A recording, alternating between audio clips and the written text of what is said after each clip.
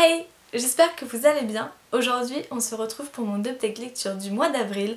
J'ai vraiment trop hâte de vous en parler parce que j'ai eu des excellentes lectures. La vidéo d'avant, je vous ai parlé de ma première déception de l'année, mais là, je vais pas trop vous spoiler, mais j'ai eu 2 coups de cœur en un mois. Enfin vraiment, c'était juste incroyable. Donc on va commencer sans plus tarder. J'ai pris le mauvais livre! En premier, j'ai lu 7 énorme brique, qui est le 3e et dernier tome de la trilogie Shades of Magic, écrit par V.E. Schwab et publié en France chez Lumen avec ses magnifiques illustrations. Que vous dire? Shades of Magic, c'est l'histoire de Kel qui est un magicien de sang. Il vit dans un Londres alternatif, un Londres où la magie existe. Être un magicien de sang dans ce monde-là, ça veut dire pouvoir traverser à travers les mondes et même jusque dans notre monde, dans notre Londres qu'ils appellent le Londres gris, parce que je pense que vous êtes au courant, mais dans notre monde à nous il n'y a plus de magie, il n'y a pas de magie. Mais ces 2 Londres-là ne sont pas les seuls qui existent, il y a en réalité 4 Londres parallèles. Donc le Londres rouge, celui de Kel, le Londres gris, le nôtre, le Londres blanc qui est un monde qui est en soi régi par la magie, c'est une forme de magie qui a été corrompu, et là-bas avoir de la magie ça signifie être en danger de mort, donc bon c'est pas le meilleur Londres pour habiter. Et il y a le 4e Londres dont personne ne parle, où plus aucun magicien de sang ne va, parce que c'est un Londres qui a été complètement dévasté par la magie, il ne reste plus rien, plus une seule parcelle d'herbe, plus un être humain, plus un être vivant. C'est vraiment un Londres qui a été totalement dévasté et donc les portes magiques de ce monde ont été fermées à tout jamais.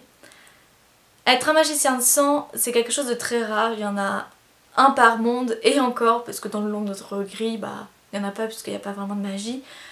Donc voilà, c'est quelque chose de très rare. Pour Kel, ça signifie qu'il est le messager du roi du Londres rouge pour les autres mondes. C'est lui en fait qui fait la transmission entre les différents mondes, dans les 3 Londres différents, le Londres blanc et le Londres gris, parce que même s'il n'y a pas de magie avec le Londres gris, le roi du Londres rouge veut quand même garder le contact, parce que c'est important, c'est des mondes parallèles, donc qui sait si ce qui se passe dans l'un des Londres ne peut pas affecter l'autre Londres, voilà.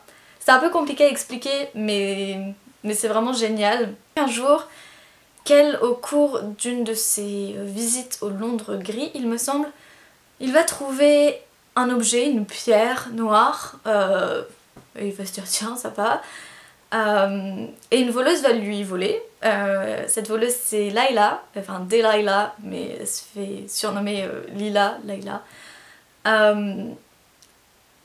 Et sauf qu'en fait, ce qu'ils ne savent pas, c'est qu'ils viennent tous les deux de se procurer une pierre qui vient du Londres noir.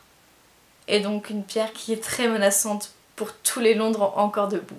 Ce 3e tome était juste incroyable, extraordinaire.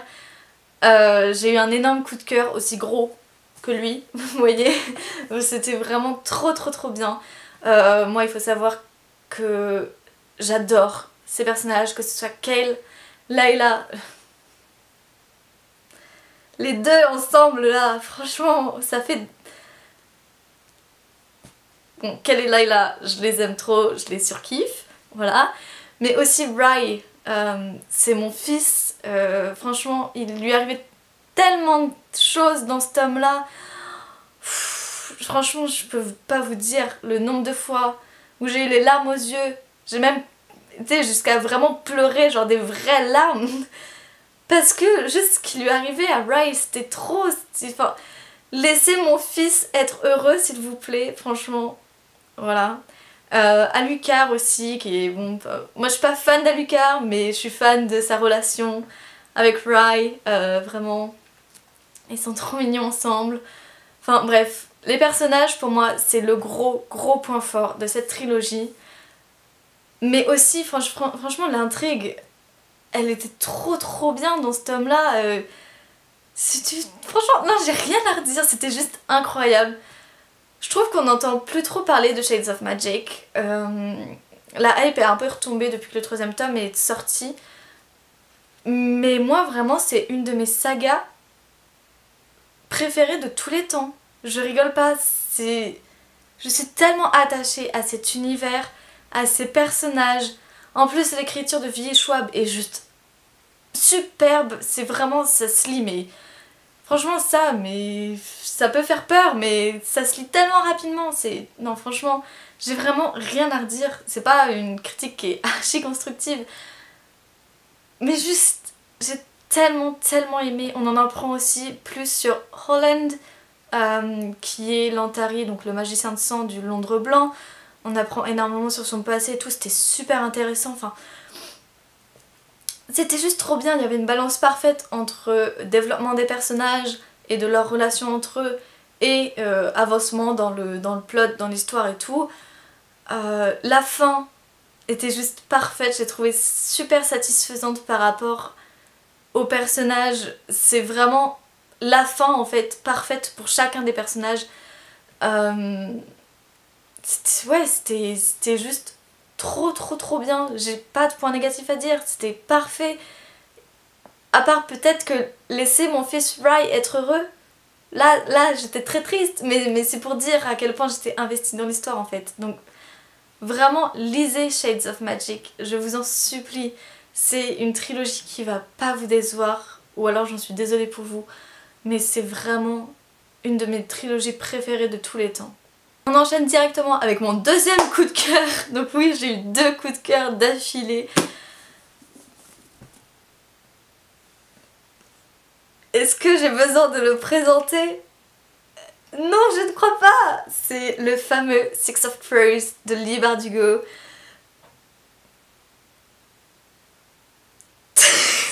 Six of Crows, c'est la deuxième saga dans l'univers du Grishaverse. Il y en a en tout 3. Il y a Grisha, du coup, en français, mais en anglais c'est Shadow and Bone.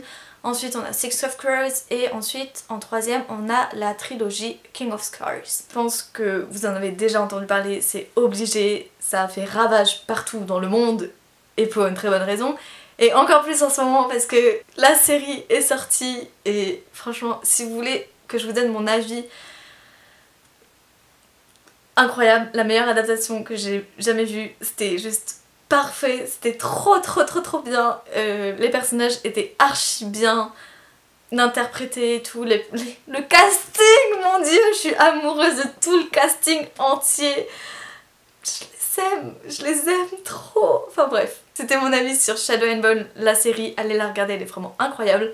Et aussi lisez Six of Crows parce que c'est tout aussi incroyable. J'ai pas trop envie de vous faire de résumé de Six of Crows parce que moi je me suis lancée dedans sans trop rien savoir à part le nom des personnages et le fait que ça se passe dans l'univers de Grisha. Et voilà, je me suis juste lancée là-dedans et c'était la meilleure façon de faire je pense. C'est parce que c'était juste ouf. On a Kaz, Inej, Jesper, Nina, Mathias et Willen, je sais pas pourquoi j'ai bugué. mais mes bébés, vraiment, c'était juste incroyable. Honnêtement, je pensais pas autant aimer. Enfin, j'espérais que j'allais l'aimer parce que bah c'est la duologie préférée de 2 de mes très bonnes amies. Donc même j'en avais tellement entendu parler que je me disais je suis obligée de l'aimer, c'est pas possible. Mais je l'ai tellement plus aimé que ce que je pensais. C'était une claque monumentale, c'était vraiment incroyable. Les relations entre les personnages, je pense que c'est ce que j'ai le plus aimé dans cette duologie parce que bah, les personnages sont incroyablement bien écrits. Moi en plus j'adore la plume de Leigh Bardugo, même traduite je la trouve vraiment, je trouve la traduction est vraiment très bien faite. Les relations sont vraiment super bien écrites. Ensuite, en ce qui concerne le plot, je vous avoue j'ai pas tout compris mais bon c'est parce que c'est un peu un mess. Mais c'est pas un bordel genre nul ou genre tu comprends rien, genre c'est un peu fait exprès quand même et c'est ce qui rend le tout incroyablement bien parce que du coup comme tu comprends pas vraiment tout, t'es surpris à chaque nouvelle page, enfin du moins moi c'est comme ça que j'ai ressenti et donc ça m'a pas du tout dérangé que je comprenne pas tout parce que vraiment j'étais surprise à chaque page et c'était juste incroyable. J'ai super hâte de lire le second tome, mais honnêtement, j'ai pas vraiment hâte non plus parce que je sais et j'ai vraiment pas envie de lire ça. Je vais rien dire pour ceux qui savent pas. Et aussi il y a un truc que j'ai trop aimé parce que comme ça se passe quelques années après Grisha, on a plein de références justement à la première trilogie et c'était juste trop bien, genre à chaque fois qu'on disait à chaque fois que je voyais le nom de Zoya, de Nikolai, de Sancta Alina, franchement c'était juste super émouvant pour moi et c'était trop bien. Et franchement, je vous en supplie, lisez le Grishaverse parce que c'est vraiment un univers de fantasy incroyable. La plume de Lee Bardugo est juste ouf. Par contre, elle va vous faire des plot twists parce qu'il faut qu'on en parle. Il y a un truc qui se passe au chapitre 34 et 35 de ce livre. Je m'y attendais absolument pas. J'ai cru que j'allais faire un arrêt cardiaque. Je ne rigole pas. J'ai cru que j'allais faire un arrêt cardiaque, j'étais obligée d'arrêter de lire parce que mon cœur n'arrivait plus à se calmer, c'était trop. Et après, j'étais comme ça, j'étais dans mon lit avec mon oreiller et je sentais mon cœur qui ne voulait pas se calmer. J'ai cru vraiment que j'allais mourir tellement j'étais choquée de ce qui venait de se passer. C'était franchement, Lee Bardugo, qu'est-ce qui va pas bien avec toi? Si tu fais mourir tes lecteurs, t'auras plus d'argent après. Non mais vraiment, je suis désolée, encore une fois c'est super fouillis. Mais juste lisez-le, c'est incroyable. Enfin en même temps je pense que je suis un peu la dernière à le lire. Donc j'espère que vous l'avez déjà lu. Mais ouais, c'était juste trop bien les relations entre les personnages. Je me répète encore mais c'est... Je crois que j'ai jamais vu des relations aussi bien écrites quoi. C'était incroyable. J'ai pas d'autres mots pour décrire ce bouquin, c'est juste incroyable. On va changer le titre, on va mettre incroyable. Et voilà, c'est tout, incroyable. En troisième, j'ai lu La ville sans vent, le deuxième tome et aussi la fin de cette duologie écrite par Éléonore de Villepoix, donc une autrice française, mon soutien, bravo madame, et c'est publié chez Hachette. La ville sans vent, c'est l'histoire de Lastianax, un jeune mage qui vit dans une ville qui s'appelle Hyperborée, et la particularité de cette ville, c'est qu'elle est protégée par un dôme, c'est pour ça que ça s'appelle la ville sans vent, c'est parce qu'il n'y a pas de vent, là-bas il n'y a pas de pluie, il n'y a rien, il fait toujours beau, il fait toujours chaud. En deuxième personnage principal, on a Arca, qui est une jeune fille qui veut retrouver son père, et la seule chose qu'elle sait à propos de lui, c'est que c'est un mage hyperboréen. Donc elle va se retrouver dans cette ville qu'elle ne connaît absolument pas, et elle va tomber sur l'Astyanax, et lui va la prendre sous son aile en tant que disciple. Et il va lui enseigner un petit peu la magie, parce qu'elle est extrêmement douée en magie, elle en a vraiment énormément. Et donc il va lui apprendre un petit peu à la contrôler. Et en échange, elle va l'aider à enquêter sur le meurtre de son maître, de son mentor à lui, à l'Astyanax, qui a été assassiné quelques jours avant sa remise de diplôme. Donc voilà, on a un peu deux quêtes, une enquête un petit peu policière si je peux dire, avec le meurtre du mentor de l'Astyanax, et la recherche du père d'Arca. Et peut-être que les deux sont liés, on ne sait pas, je ne sais pas, je vous laisse le découvrir. J'ai plus aimé ce second tome que le premier, enfin, j'aurais donné tous les deux la même note, c'est-à-dire 3,5 sur 5. C'est loin d'être ma saga de fantasy préférée, mais il y a des trucs que j'ai quand même préférés dans celui-ci, notamment l'écriture. Dans le premier tome, je trouvais l'écriture vraiment super lourde, je pouvais pas lire plus de 50 pages sans avoir envie de m'endormir en fait. C'était bien, j'aimais bien, mais l'écriture était vraiment trop lourde à mon goût et j'arrivais vraiment pas. Et du coup c'est pour ça que ça me faisait un peu peur de lire celui-ci, parce que je me disais si c'est la même chose, enfin il fait que 400 pages, mais 400 pages d'écriture extrêmement lourde, ça va pas le faire quoi. Et donc je commence et bam ça recommence, écriture très lourde. Et puis plus je continue à lire et plus je me rends compte qu'au final ça va, et En fait, quand on dépasse la centaine de pages, j'ai plus du tout ressenti ça. C'est devenu vraiment très fluide et j'ai plus du tout eu ce problème après tout au long du roman. Donc c'est pour ça que je pense que je préfère ce tome là parce que j'ai vraiment vu l'évolution de la plume de l'autrice. Et il faut aussi savoir que c'est sa première duologie, c'est ses premiers romans publiés, donc c'est normal aussi que on voit l'écriture s'améliorer comme ça aussi rapidement. Et voilà, c'est un début, donc voilà, il faut bien commencer quelque part. Et l'histoire créée est vraiment très intéressante.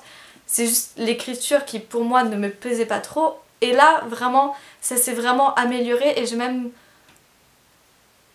l'ai même bien aimé en fait, dépasser la moitié. Donc ça, c'est pour ça que je pense que j'ai préféré ce second tome. Parce que j'ai vraiment vu l'évolution de la plume de l'autrice et c'était vraiment super agréable. Par contre, j'ai trouvé que ce second tome était beaucoup plus axé sur la politique plutôt que sur la magie. On voit quasiment pas de magie dans ce second tome. Et moi, c'est un élément que j'avais beaucoup aimé dans le premier et que j'aurais bien aimé retrouver dans celui-ci. Quand on lit un livre voilà, avec de la magie et tout, c'est toujours quelque chose qu'on aime lire. Et là, il n'y en avait pas trop.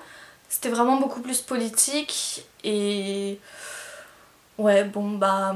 ça m'a un petit peu manqué, mais c'était quand même très intéressant. On apprend beaucoup plus sur le personnage d'Alcandre. Je vous dirai pas quel est son rôle, mais juste qu'on en apprend beaucoup plus. Et il y a juste un truc qui m'a vraiment grandement dérangée par rapport à ce personnage, c'est que, je vais essayer de vous en parler sans trop vous spoiler, je vais dire Iel, donc, parce que vous allez comprendre pourquoi. Iel a été élevée en tant que fille jusqu'à l'âge de ses 7 ans, donc Iel était genrée en féminin et ça ne les dérangeait absolument pas. Voilà, elle s'identifiait vraiment en tant que fille. Ensuite, à l'âge de 7 ans, Iel a découvert que le corps dans lequel il est né n'était pas celui d'une fille, mais celui d'un garçon. Et on a commencé à le genrer au masculin. Du jour au lendemain, comme ça, c'est même pas du jour au lendemain, c'est d'une seconde à l'autre en fait. Autant j'ai trouvé ça très intéressant pour comprendre le personnage, mais justement en fait, d'un point de vue psychologique, j'aurais bien aimé savoir ce que ce changement de genre d'une seconde à l'autre a eu sur ce personnage. Donc tout à la fin du roman, bah du coup, le reste de sa vie, il se genre au masculin, du coup je vais de nouveau dire il. On n'a pas eu son impact psychologique et j'aurais beaucoup aimé savoir au final comment ce personnage-là se genrait lui-même. Parce que c'est toujours les adultes qui ont décidé pour lui quand il était plus jeune, il a juste accepté. Mais on n'a jamais eu son ressenti à lui, comment il s'est senti par rapport à ce changement de genre super soudain. Ouais, j'ai trouvé ça intéressant et en même temps ça m'a beaucoup dérangée parce qu'on n'a pas du tout eu l'impact psychologique que ça a eu sur ce personnage. Et ouais, c'est difficile de vous en parler parce que bah, c'est un sujet, moi je suis cis, donc cisgenre, donc je suis née dans le corps d'une femme et je me sens femme. Donc voilà, je peux pas vraiment ressentir ce que par exemple une personne non binaire peut ressentir ou une personne transgenre, et donc je ne me vois pas parler en leur nom. Mais en fait, le truc c'est que le changement de genre de ce personnage-là a été si soudain que c'est pas possible qu'il n'y ait pas eu d'impact psychologique en fait pour lui. Et surtout, on a toujours décidé pour lui, pour ce personnage, sans lui demander son avis. Et c'est ça que j'ai trouvé dommage en fait. Je comprends l'idée pour le personnage, etc. Je veux pas trop vous en dire, mais je comprends pourquoi ça a été fait. Mais j'aurais aimé plus de précision peut-être, plus d'approfondissement sur vraiment comment ce personnage-là l'a ressenti. Bref, voilà, tout ça pour dire que j'aurais aimé que ça soit un petit peu plus creusé. Mais sinon on a eu aussi beaucoup d'autres réflexions sur notre société actuelle, notamment par rapport au harcèlement de rue, aux violences policières, au racisme, etc. Et ça, c'est des réflexions que j'ai trouvées très intéressantes et qui font très clairement référence à notre société. Enfin, c'est impossible de ne pas voir les ressemblances. Donc ça, vraiment, j'ai trouvé ça très intéressant. Donc quand même, on a des réflexions dans ce roman qui nous amènent à réfléchir et tout. Et ça, c'est un point que j'ai vraiment beaucoup aimé. C'est juste voilà le point sur le genre d'un des personnages que j'aurais aimé qu'il soit un petit peu plus abouti. Mais voilà, c'est ça le gros point négatif que j'ai avec ce livre. Si je lui ai mis que 3,5 sur 5 entre guillemets, c'est juste parce que c'est pas non plus un univers qui me transporte. C'était une trilogie très sympathique, mais ça n'a pas non plus marqué mon expérience de lectrice, voilà. Mais c'est pas pour autant, ça veut pas pour autant dire que c'était des lectures qui sont mauvaises, hein, non pas du tout. C'est juste, voilà, c'était des lectures sympathiques. Et en plus j'ai vraiment beaucoup aimé la fin qui était ouverte, mais pas trop, juste assez pour qu'on s'imagine le futur des personnages, notamment celui d'Arca. Franchement j'étais très satisfaite de la fin, donc voilà, 3,5, mais ça veut vraiment pas dire que c'est une duologie qui est mauvaise, pas du tout. J'ai bien aimé, voilà, c'était une lecture très sympathique. Et en plus avec un second tome qui nous amène à réfléchir à plein de sujets différents sur notre société. Donc, à part ce point-là, que je vais pas revenir dessus parce que j'en ai déjà assez parlé, c'était une bonne lecture. Enfin, en dernier lieu, j'ai lu The Promised Neverland, le tome 11. Donc je vais essayer de vous en parler sans trop vous spoiler. Mais avant tout, The Promised Neverland, ça parle de jeunes enfants qui vivent dans un orphelinat. Sauf qu'un beau jour, ils découvrent qu'au lieu d'être adoptés dans une jeune famille aimante, etc., ils sont envoyés en pâture à des monstres.